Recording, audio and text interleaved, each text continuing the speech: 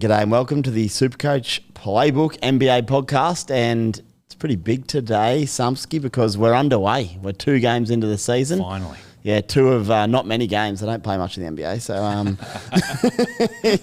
one thing I will say on that note is, and it's just come to me early because the brain is firing today, don't get too disheartened if you've got guys who either don't play at a late scratch or come off early, because there's that many games you will see this throughout the season. You've got to ride the long term, so don't get too upset, unless it's one of your big dogs, then you can get upset. But there will be a lot of times your bloke's just not on the court, or they have a day off, rest on back-to-backs, all that stuff. But how we tracking, mate? How's things early? It was like, what an opening day, I'll tell you what. Yeah. Like, and I know that there was a couple of sort of points with regards to some of the players and things that we were looking at over the last couple of weeks. And it's kind of good that some of our bigger calls and the stakes in the ground that we put in on some of the bigger names have already paid off early, so we can take a sigh of relief. Early days, at least. We take it for now, don't we? Exactly. You take the wins as they come. But we had a OKC versus Houston double OT game, so it was an absolute showdown. Obviously, Shai being a major point there. You were going to have him in your team.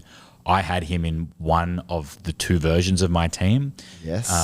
For 22 mil, I did have concerns around matching that MVP level again, but a very hard-earned 32 Supercoach points. Wasn't he on like 0 at quarter time and about 4 at halftime? Mate, he was struggling. I was very worried. And then even in the fourth quarter, he was on like 19, 20, 21. So it was looking a little bit precarious there. But, that's probably as little as you could expect from an MVP caliber player in 2 OT. Yep.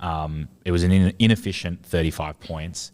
And he was 1 of 9 from 3. But, classic stat sheet filler everywhere else, though. 5 rebounds, 5 assists, 2 steals, 2 blocks, which is important because, like you said a couple of weeks back, a guard that can have those defensive stats in his arsenal are going to rack on points. The only reason that score got hurt was that he was shot chucking a little bit in the fourth there. He went a little bit cold.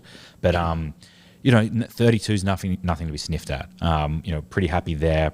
Those that decided to opt in and get KD, I know he was at that 17.6 mil, the cheapest he would have ever been in his career. He kind of went a little bit cold as well. Only 23 points, but early days, first game.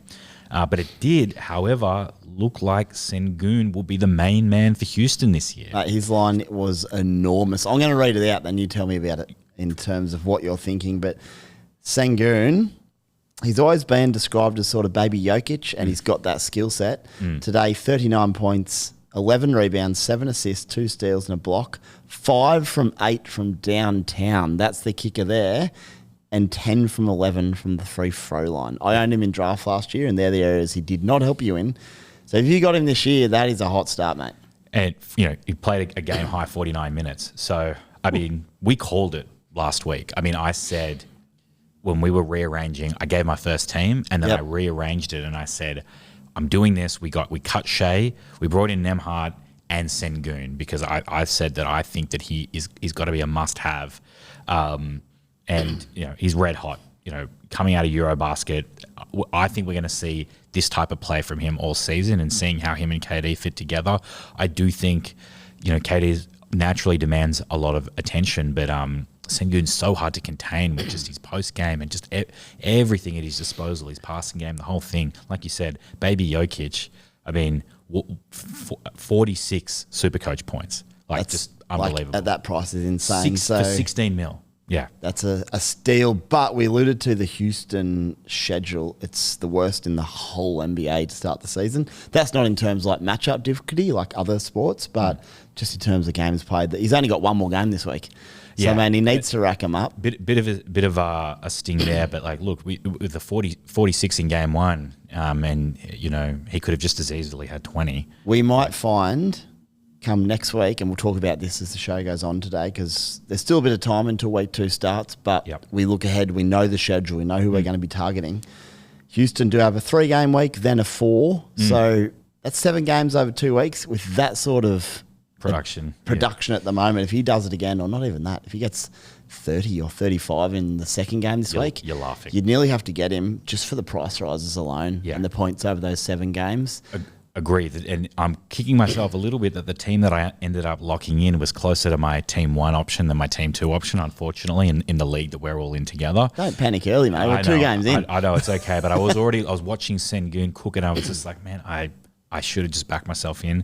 But then the other big name that we went heavy on, and I was sort of saying from the beginning that I'm bullish on his October out the gates performances, and that is Luka for that 19.4 mil. I said he was a must-have. You agreed, and I'm pretty sure you included him in your team too, or at least I hope you did. Oh, I definitely did. Absolutely. He was my vice captain, but 54 Supercoach points, like everything we thought he would be. 43 points on 27 shots, including sort of a very improvable 2 of 10 from 3.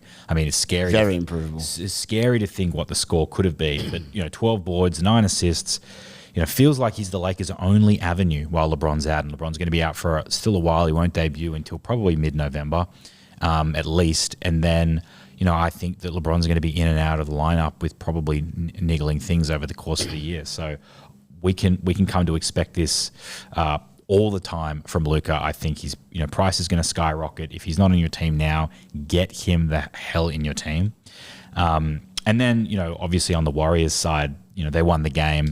I'm going to make a quick point on Luka before we carry on. What we'll do today, because it's so fresh, the games have basically just finished. It's just happened. It's minutes ago. Talking points are just going to come up as we go. And with Luka, as you said, you're going to have to get him in, providing he gets through this week healthy. There's still 2 to go there because they still play 4 games, then 3, then 4. They do have a 2-game week, but that's not for like a month. Yes. So we'll worry about that then. Yeah. And just on, you mentioned vice captaincy on Luka. He got in the 50s. A lot of people are going to be wondering whether you do the vice captaincy loop, and I'll answer my thoughts on this one. It's very different to the NRL or the AFL or BBL or whatever it may be. You need to find someone, and if I get time tonight, because it's going to have to be decided by tomorrow, you need to find someone who's not going to play this week at all. Because if you do have someone on your bench coming in and you're putting the C on them, who you're expecting not to play, they come on like game 3 of the week on a Monday morning and play 2 minutes off the bench in a blowout, then you get 2 points as your captain and you lose the bloke you benched. It would be an utter calamity. Whereas in NRL and all that, the squad's right. So I think we need an injured player because it's too risky otherwise. But you can't captain a bench player. No, what you do is, and for those that don't know how it works, because there's plenty of different formats, what you would do is you find someone who's injured and a cheapie, let's say in the centre position, hypothetically. You put them in your starting lineup, put the C on them, your vice captaincy score doubles, and then your centre comes in because they'll be a non-player, right? So whoever's on your bench, because your centre didn't actually play, so that's when Wembanyama, he just comes in and gets his score. So you do get the loop, yes. So that's actually how it's done in AFL and BBL and NFL. Slightly different to NRL. So it does get confusing, but I'll just advise a word of caution. VC looping in NBA is fraught with danger, but I'm kind of considering finding someone tonight who I can plug in one of those positions, and I know they're out for the season. Ooh. So let's chat after this. We'll have a look at that. And I'll stick it in WhatsApp tonight, what I'm doing. Please do, yes. So anyway, I think that's a really important note early in the show because a lot of people are going to be wondering that. Yes. Yeah. I genuinely was. And now I'm looking at it out. And now you can have a look at it. Yeah. But yeah, just be aware because if there's a blowout game on Sunday and your team that you've got this non-player in plays their whole bench, then he might get 1 minute and absolutely kill you. Yeah. So they have to be hurt, in my opinion. Anyway, I don't know where we got up to there, but carry on. No, I was just saying that, Warriors, not that it's it's not Supercoach relevant, but Warriors looked great against the Lakers.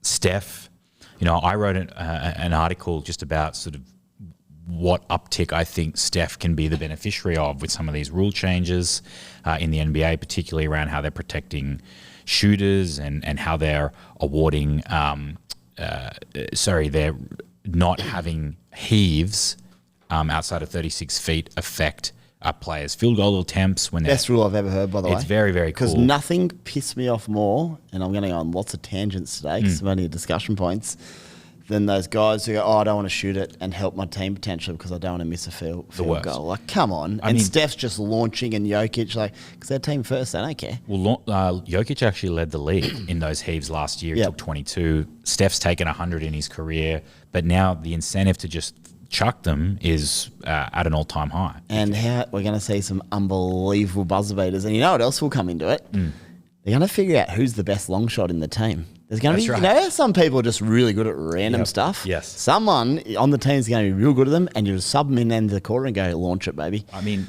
there's going to be a lot of that. And the thing is, there is across the NBA, it's like a 4 to 6% hit rate on those heaves. So, and that is with the carefulness that they approach that shot with. Because people even like, it all annoys me. I'm excited about this development. Well, I mean, we could see it go to 8, 9, 10%. I mean, those small wins. That's how you get incremental Supercoach points. Incremental Supercoach, and in real NBA terms, just jumping off Supercoach for a second, double OT today. Someone just launches one in the third quarter. That could be the difference between a win straight away. Mate, 100%. So one of my gripes has been alleviated because someone who doesn't play team first sport is the lowest of low in my book. So another point. Well, Steph was, he didn't sort of come out, I guess, firing, but. 23 points, 6 of 14 shooting, but he did hit all of his free throws, which we think he's going to get a lot more of this year. And a couple of defensive stats. Like he did have 3 steals, 1 block. It was the poor shooting that hurt him. 26 Supercoach points. Not the worst thing He got saved by defense. He did. I know he earned them, but he did. Lucky he had them today for owners.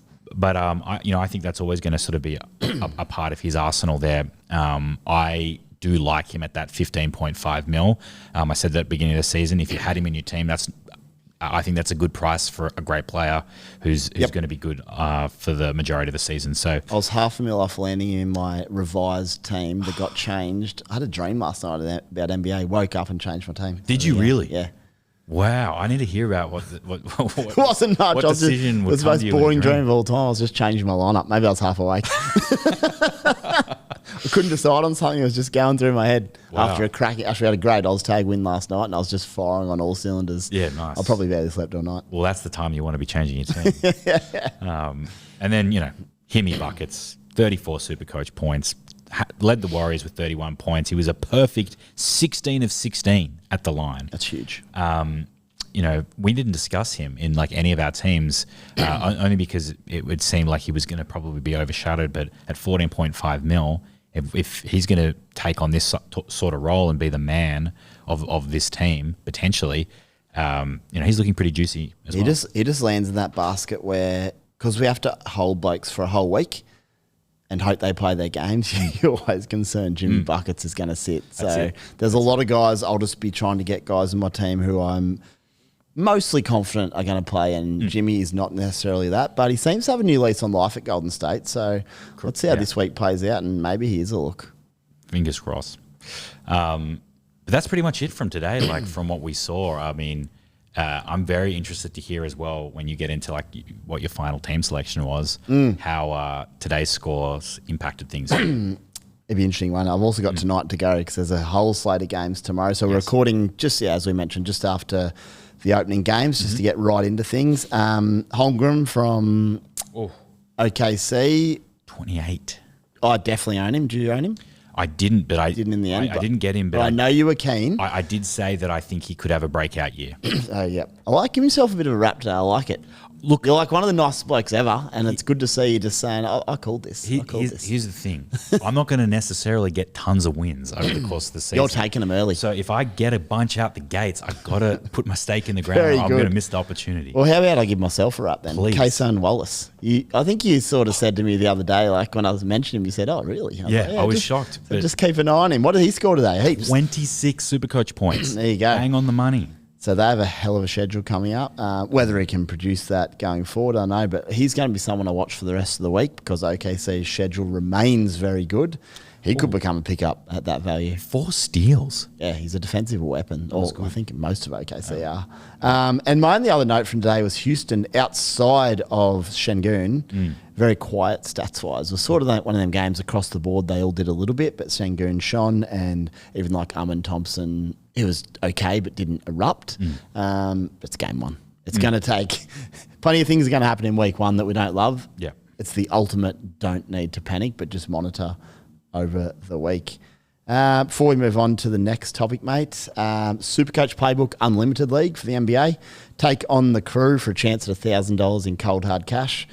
That's $1,000 to the top ranked subscriber who can beat all of us and everyone else, of course. And if you're a non-subscriber, it's $500 to the winner and $500 to the top ranked subscriber, whether you're second or third, whatever it may be. League code is 142510. You better get in and make some good decisions because me and Sumsky have started hot and we're going to be hard to run down, I'll tell you. Speaking of team changes, like we're not going to go in depth here, but I'll note just something I changed. Please. Due to my dream/half awake thing. Jalen Wells from Memphis. Okay. That's an interesting. And you dreamt about this one. Well, as I said, half dreamt. I don't know if it was a dream or I was awake, but something was going on, and I wasn't happy entirely with my small forward position. I'd gone pretty cheap there, and I've got Ace Bailey as well, who's got 2 games. I'm like, Jalen Wells in Memphis. I saw a bit of chat in the WhatsApp circles about him, and I went and had a look. Now we have the news that who's out for Memphis? We've got Scottie Pippen Jr. out for 12 weeks. Ty Jerome's out a while. Yeah. Ja Morant he's often day-to-day. He's always in doubt.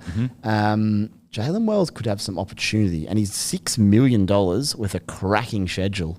So I just thought rather than mess around with a genuine cheapie small forward with 2 games in Ace Bailey, or I could have gone the guy I'm yet to watch, but it will be tomorrow, Nurple from Charlotte. He was okay in preseason, but he worried me. So I've gone with Jalen Wells. That's pretty good. At $6 million. His schedule's awesome, so if he can just accumulate some points without going mad and make a bit of money. Yeah. I think for $6 million, that's my big change. I mean, that's a good strike. To do so, I had to lose Evan Mobley. I got Donovan Mitchell. So I'm in the flex. I had to lose Evan Mobley. Yeah. But I've got Donovan Mitchell instead. I couldn't quite afford Mobley and Wells. So I've got Don Mitchell with no Garland to start the season. That's again, I don't need him. It's not for the season. It's not NBA draft. It's just for now. That opening month. Just for now. So I've got Donovan in, but my flex spot's open. So that's sort of where my latest iteration at. The rest of the side is pretty well set. I've got Shai, I've got Luka, and I've got Holmgren. So I've started brewing. I'm happy with today. Very good. And Wemby is my skipper tomorrow. Fingers crossed he erupts with a stunner in week 1. But yeah, that's sort of where I'm at. So any thoughts on Wells? I think the expectation now is that he should get a pretty reasonable role. And again, he doesn't have to kill it for me at $6 million. I just want someone to accumulate some points. Yeah, as a role player. He's a perfect candidate for that. One thing that I did have a niggling question though. Yep. That I was just thinking about, and I know again this may be an episode of tangents, but what about Brandon Miller? Did you give him any consideration? I love Brandon Miller, but he's $10 million. Okay. Yep. That's all. Literally, I've got. There's just no room, is there? $500,000 spare. Yeah. Like Jalen was the best of that batch. I think Brandon Miller's awesome. And in terms of Donovan Mitchell at flex, I don't want to go down another $4 million. I want someone who is capable of exploding on their day. So I think Mitchell fits that bill. I was just off getting Steph Curry, which is a shame because I love Steph, but I like Donovan as well. So no, Donovan's a good shoot. We'll have a look tonight, but I can still flip it back to that cheaper variant and still play Mobley if I want. But that's right. And that's my final decision in terms of very good. Yeah, team revealness. I like that. But forget about me. We want to know where you landed with your options because you had Team A, B, and wildcard, and obviously you're going to land on none of them because that's how it goes. Yeah, well, I abandoned the wildcard, unfortunately. Brandon Miller, like you, I loved him, but didn't have room. Yep. That Team 1 is mostly what I went with just a couple of amendments. So I won't go too crazy, but you can go back, listen to my first team. Obviously, Shai's in there. Obviously, Luka, Wemby, and Giannis. I was very top heavy there, very premium heavy in that side. Advia, Bailey, and then Flag in my flex. But the changes that I made, we were talking about Jaylen Brown. Yes. And then I was a bit worried about his health. So, he's already questionable today. So here's what happened. Whatever. But now I'm a bit nervous. Yep. But I'll tell you what I did. I put this team together, and then I made a few amendments so that I could bring in Devin Booker as well. Oh, love it. 15.5 mil. He was in my starting lineup now, and then the other guard was Demon from Brooklyn. Yep. For 4.65, and then I moved like Shepherd to the bench, and got I got my cheapies on the bench. And my team was sort of like projected to do like 738 or something like that. Never look at projections, but anyway, carry on. I know it's the cardinal rule. I can't help myself. I was like, oh God, I'm already like counting my chips. But then I was looking at this team. I was set. I was ready. It was 10:20 a.m. Game starting at 10:30. That's lockout, and I was like, okay, this is the team. Then push notification. Jonathan Kuminga being moved to the starting lineup for the Warriors. And I was like, hang on a minute. I've got, a couple of guys that I can get rid of here. Bucelis for Chicago. He was another cheapie in my team for 6.67. Yeah. It's all I could really get. And then I had, and because I had Booker. And so I'm like, okay, what if right now I get rid of Booker, go back to Jaylen Brown because I was umming and ahhing, and save like whatever it was, 1.2, 1.5 mil, and then get rid of Buzelis and bring in Kuminga instead as a starter. So I pulled the trigger on that. He got the starting nod. He played for 9.1 million. He got 26 Supercoach points. 17 points. 9 boards, 6 assists, and a steal. Yes. What a trade-in. I know. And I did that 9 minutes before lockout. No wonder you're confident on yourself today. I was feeling good. I had to apologize to Bucko, though, because he asked me for my team, and I screenshot it, gave it to him, and then I changed it like 20 minutes after I sent it to him. That's Supercoach. So did I. But that was... I hope it wasn't too bad. But it was Maddie's just dying over there. Yeah, but it was it was a good start, for us because from Shai, Luka, and Kuminga, I had 120 points. Nice. And I've only used 3 players. There's actually one more player in that. I had to, in order to make that work, I then had to move the Brooklyn player to the bench and bring in Reed Shepherd. Yep, who didn't go that well, but got opportunity. That's exactly it. Yep. So he didn't start in the end, and I was hoping he might. But then, and I only had 8 Supercoach points. So he's probably, hopefully, fingers crossed, is the score that drops off for me. But there's also going to be a heap of games with your cheaper guys where it's going to be 8s. There's going to be 2s and 4s. Even the stars, yes, are going to get 10s and 12s here and there. Like it's not. It's not a lot of variance in this game. That's right. But he, like you said, he did take 11 shots, which I think is quality usage for a player for that price, 4 mil, and he finished with 4 dimes. So I was and defense. So he's a defensive player. So you're cheering. Wasn't the ideal outcome. I would have liked a little bit more for a guy taking 11 shots, but. It's not the worst. It wasn't the worst outcome. So 120 points among those guys. Good start for me. I've still got sort of plenty left on the board for the rest of the week, thankfully. Very good, mate. Well, now we're all up to date on all our teams. We won't do that weekly. We just wanted to do a final, just the people. Where did we land? You might choose to ignore us. That's fine. It's up to you. But don't, because we're killing it.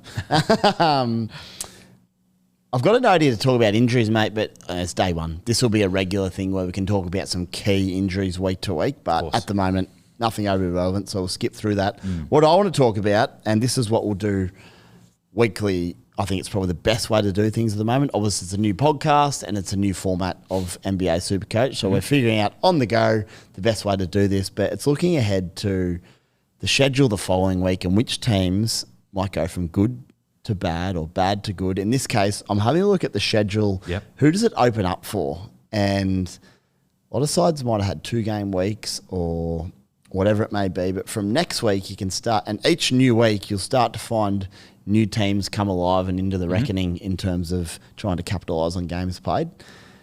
The notes I've got at the moment are the Lakers. They have 4 games, then 3, then 4. So we've already touched on Luka. He sort of, if he gets through this week, in our opinion, becomes a must-have if he wasn't already. But you can also keep an eye on the whole rest of their squad. Like, we've still got games to go this week where you can have a look at things, and maybe an Austin Reeves at 14 million. I guess the key message for me is over that opening week, just absorb as much info as you can. Keep an eye on that schedule and just go, oh, who's playing well from these sides? Is there opportunity to grab some value or, grab those stars who are going well?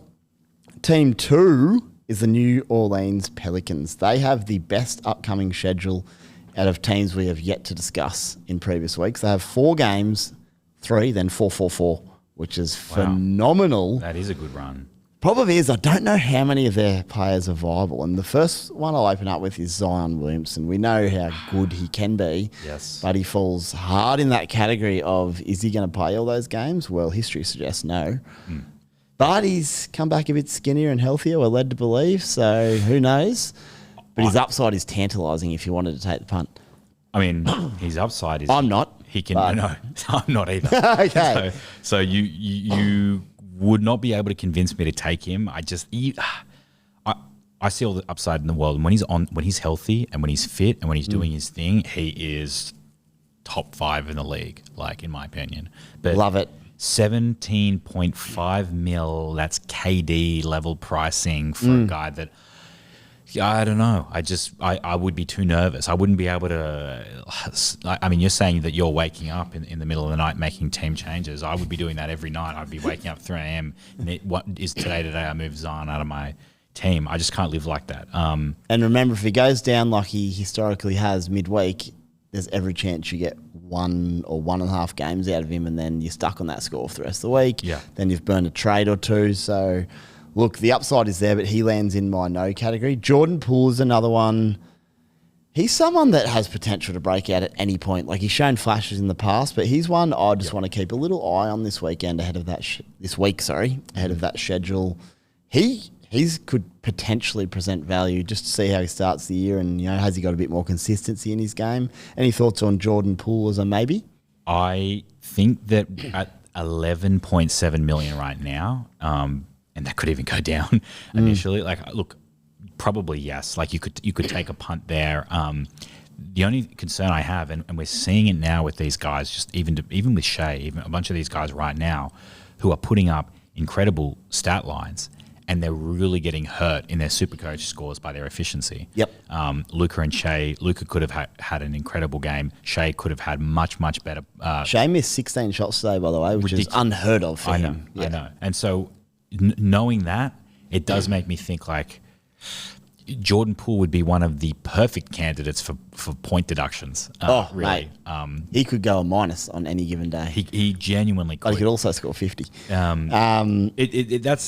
the hesitation that I have there. But I think just at under 12 mil, it's probably worth the punt if you wanted to capitalize on that. Like, if you show, I'm very much speaking at the moment, if he comes out of the box hot and you go, he might be a new man this year. He's gone up a level. There's going to be a lot of those guys this week. I'll just be keeping an eye on just to see if they might have, shifted gears and gone into another realm there. I'll tell you though, quickly who I think from Pelicans that I do like the look of. If there was a way to, I've had him in fantasy before. Yep. Herb Jones. Yes. Now, he is only $9 million, but he does with what he can do on the defensive end and in transition and all of that, it is very, very interesting. Like, if you look at how he went last season, he opened with a 30. He didn't follow it up with, a very good scores. He was sort of at that 9.5, 10-point average for the next couple of weeks. But then he comes out with a 65, a 46, a 29, a 77. one after another, all in that stretch. It's massive. And I think he's the type of guy for $9 million. Like, he's the type of guy that with what he can put together defensively, that those won't necessarily be so few and far between as he develops. In my opinion, I really like him as a player. One to monitor. Maybe he's someone you grab next week if he starts well. Maybe. But I think the issue with the Pels, they had a lot of injuries last year, and they're somewhat healthy to start the season, as a lot of sides are, but these opportunities may present as the year goes on. Trey Murphy's another one. I think he will struggle to sustain what he did last year. He had a massive role. Agree with you. He was 100%. incredible, but in Supercoach, I don't know if he's got far to go, and with his role coming back a bit, I think his price plummets, and he might be a great pickup down the line. We will see there. I need to find something to disagree with you on. We're in a bit of agreement mode today. You're saying all the right things right now. I'm loving it. Phoenix are the next ones. They have a 4-3-4 schedule coming up. Again, that's not unbelievable, but it's a very good 3 weeks. And I tend to have a little look in 3-week increments in NBA just to see if we can capitalise on that before shifting ahead. There's not a lot to speak about here. Your man, Devin Booker. Yeah, I mean, that's the thing. He was basically a lock for my team until a mere 9 minutes before games started. Like, you've got Jalen Green who's out, so that's why I thought for 15.5 mil. And coincidentally is, like, I just realized this, by the way. You know, he's a top 5 player in NBA history for career earnings. Really? Unbelievable, I know. There you go. What's that? He's a like, you know, he can give you 30 on any given night. And heaps of assists this year. Who did Phoenix lose from last year? It's very hard to keep up with NBA, but basically his role's bigger and he's going to play more point guard. So 7 assists average last season. Like, you know, I think that he, for 15.5 mil, which is around about what that Curry price is, and you could make the argument for these next couple of weeks, he's much better value than Curry. So I would have liked to have had him in my team, but it was because I took that Kuminga punt for this week that I'm missing out. But he's one that I'm looking at, you know, definitely for next week if I can. We're in agreement again there on the book. The other one is Marky Williams is over at Phoenix now. He lands hard in my basket of not going near him. But again, his upside's really good. He's a good young player, but he missed that many games last year for almost not undisclosed reasons, but they just kept sitting him and sitting him and sitting him. So I'd want to see him healthy before I launch into him, but he can play. And our final one of the teams where the schedule opens up is the Utah Jazz. They have another 4-3-4 schedule starting next week after their 2-gamer. So one bit of relevance there is Ace Bailey's on my bench this week, but with 4 games, if he starts playing well, high volume, and going okay, he may come in my starting lineup next week. So I'll keep an eye on him. Nice. But the boys I've mentioned, one is huge. One's Walker Kessler. Give me some thoughts on Walker before we do anything. I mean, if you have any, you might not have any. I mean, I could sort of like already touched on, you know, Walker on a previous episode, but I think like if he can be healthy, like incredible. I do. One thing that I keep thinking about, and I guess this doesn't really matter early in the season, but you know, trade bait for sure. Him and Laurie will both be used. I know he was dangled with the Lakers last season. That could be on the cards this year, depending on whether they go tank mode. But Week 1 though, it's 2. Week 2, that's the thing. Whatever You can, if you bring a Walker in, so long as he's healthy and he's fit to go, I mean, that's an automatic double for you. That's it. And defensive stats, high efficiency. So he's very well suited to Supercoach. Now, the next guy coming off a very down season in a massive tank for the Jazz, he was coming off seasons of 27 and 26 points per game. He's now worth $11 million. His name is Lauri Markkanen. What? He could be. He only averaged 18 last year because he came back. He wasn't that good. He never got in rhythm. Then they shut him down. It was just all over the place. It was an absolute write-off season. He could be the most undervalued player in the whole competition, nearly, if he's doing anything previous to the years that we've seen. So they got 2 games this week. If he looks decent, he will be probably my number 1 trade in next week because he could be so far undervalued. It's not funny, Lauri Markkanen. And we don't have to worry too much about tanking. Well, not at all yet. Late in the season, you don't want Lauri Markkanen because you don't know what the Jazz are going to be doing. But, mate, I reckon he could be an absolute cracker for next week. Look, I now think I need to move him into my watch list. I didn't have him there. Do it. I'd actually forgotten. because I was so in the. So did I a little bit. I Wasn't until I clicked on Utah today. I went, I was in Ace Bailey Markman. mode because I was just, they were injured, both Walker and Laurie, and I'm just like, I'm not even thinking about them. But you know what? If like we said before, if they're healthy and like they're up to scratch, then they could be must have at 11 million. I almost can't believe that. Oh, I know. I saw it on I'm your writing face. it down right now. Do it. That's what we like to see. What I want to touch on before we close out with some players that we're just keeping an eye on across the board here. I've got a little list that those guys that were sort of in and out of my side, or I wanted to put them in but couldn't, is I just want to reiterate the teams we spoke about last week with great opening schedules still have great opening schedules. From week 2, you can still pick up any players from Atlanta, Memphis, OKC, Orlando, Cleveland, Boston, and Golden State. Boston have 2 more weeks of 4 games, so you can capitalise if anyone starts well. Okay. So I'll just say it again. It's Atlanta, Memphis, OKC, Orlando, Cleveland, Boston, and Golden State.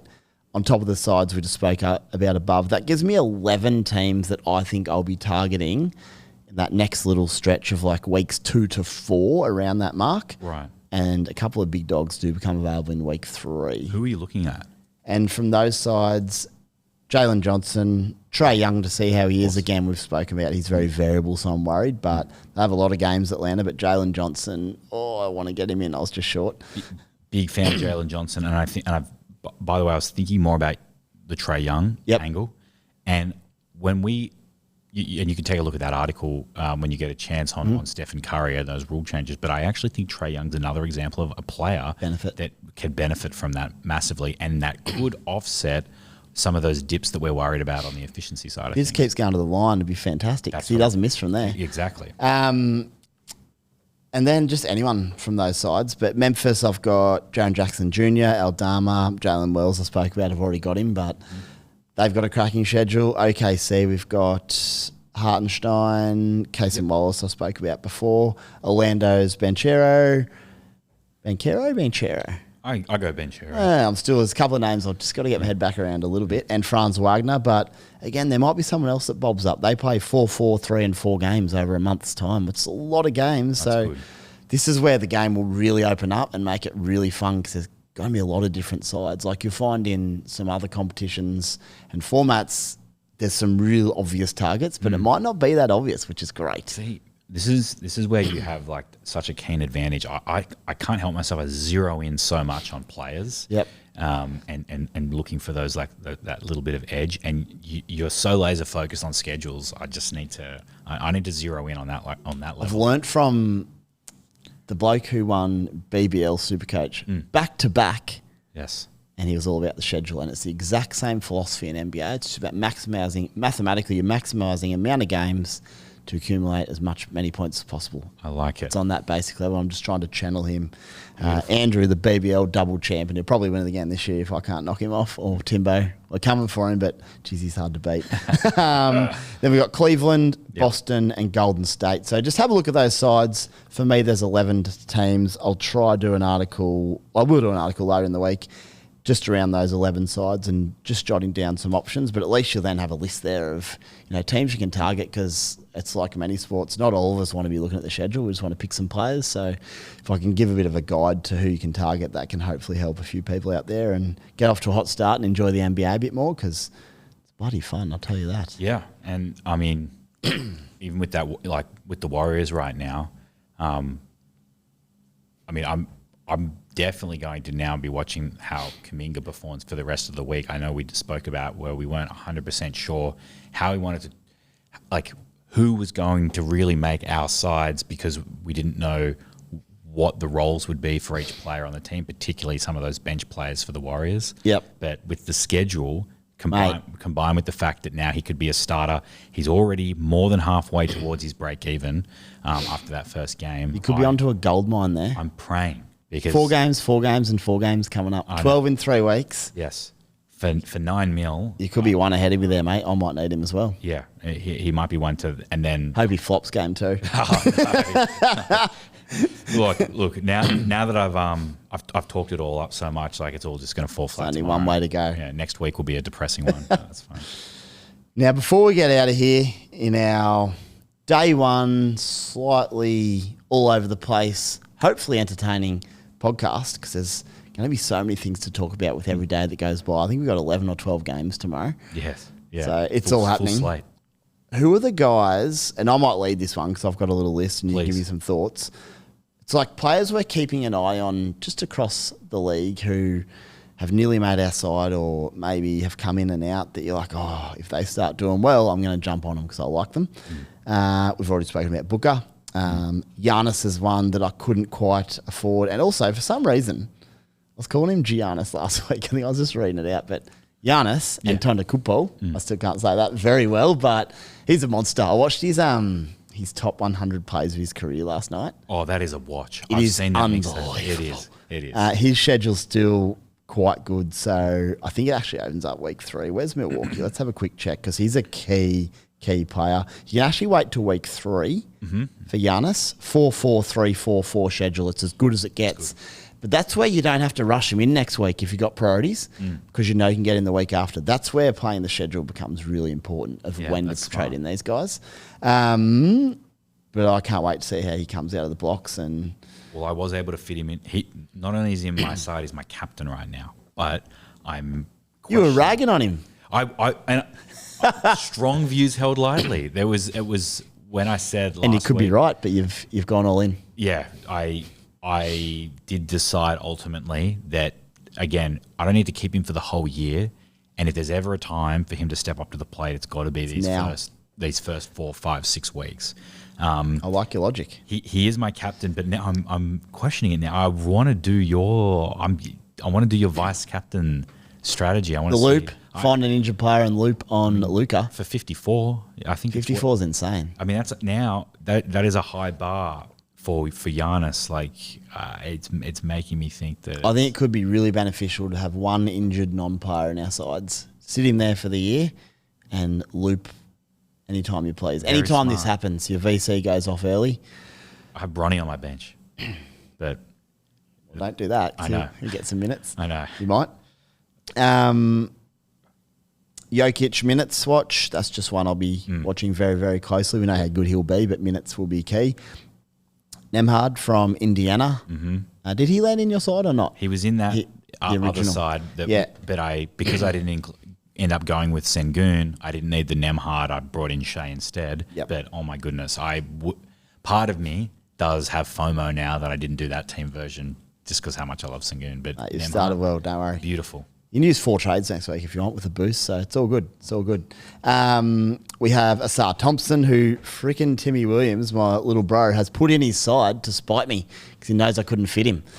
So one of my boys, Asar Thompson, he's class. He's spite pick. He struggles from the free throw line, so I'm sort of hoping now he goes 3 of 8 tomorrow and just struggles. But anytime he hits through free throws, he's one of the best defenders in the NBA, much like his brother Armin. So one to watch there. Great player, and I'll be getting in at some point. I want to watch all of Houston in their next game just to see how they're looking, even just to get a gauge on who might be future picks. But the 2 from Chicago, and Chicago's schedule, FYI, opens up. They do have a 4-game week next week. You could get them next week if they're killing it, but they go 4-3-3 and 4-3-4. So, yeah, you could get them next week or week 5. Just an option. But the boys I have in mind are our own Josh Giddey. Let's see if he can do what he did to end last season. He was incredible. No reason he can't or go close. So we get 2 games, free look this week. I might bring him in early if he's killing it for his 4-game week 3. We'll see. But the other one, if he gets the start, is Trey Jones at $7 million. Trey Jones. As a starter, he's very, very good. And there's a little bit of a word he could get the nod with Kobe White out still. That's fair. I guess the issue is when does Kobe return? Because when you're buying these guys, I want them for, as I said, at least 3 weeks, 2 at a minimum. So there is concern. But just in terms of value picks, Trey Jones, if starting at $7 million, is pretty bloody handy. Any thoughts on him, or you may not have looked at him? I haven't really given Trey Jones much of a look because I'll be honest with you, outside of Giddey and Bucelis, I didn't really give Chicago much of a look as like, and that's reasonable schedule-wise because they only had the 2-game opener. But for context, last year he started 9 games for Chicago, and he averaged 33 minutes. He had 15 points, 5 rebounds, 7 assists, 1.2 steals, really good free throw shooting, didn't miss field goals, and didn't turn it over.